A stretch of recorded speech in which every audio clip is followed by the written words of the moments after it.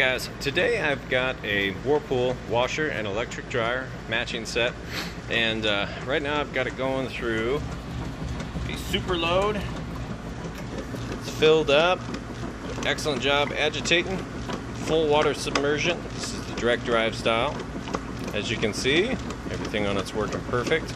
I'm going to show you that water drains out like it's supposed to, and it has a nice, fast, smooth spin cycle. And there's tons of options on here. Just kind of set it to a basic super load setting. The point of this video is if you were standing here yourself testing it out with everything hooked up, you get to see that everything works perfect. Get it home, plug it in, you'll be good to go. That's how I like to buy my items and shop for my items, knowing that everything works great. And so that's how I sell my items on here. Once this is done, we'll move over and I'll show you the dryer and show you that that's heating and everything on it works perfectly. Okay, we've moved out of the wash cycle into the rinse. You can hear it draining that water out nice and fast.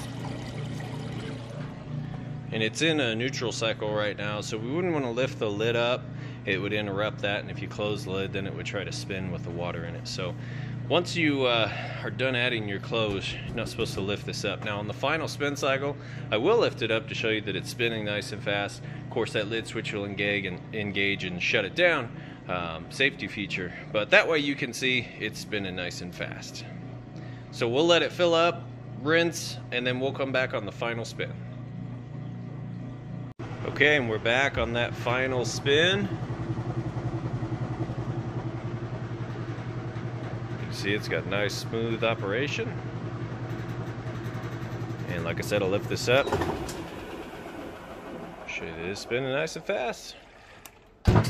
Alright, we'll let that finish up and we'll move on to the dryer.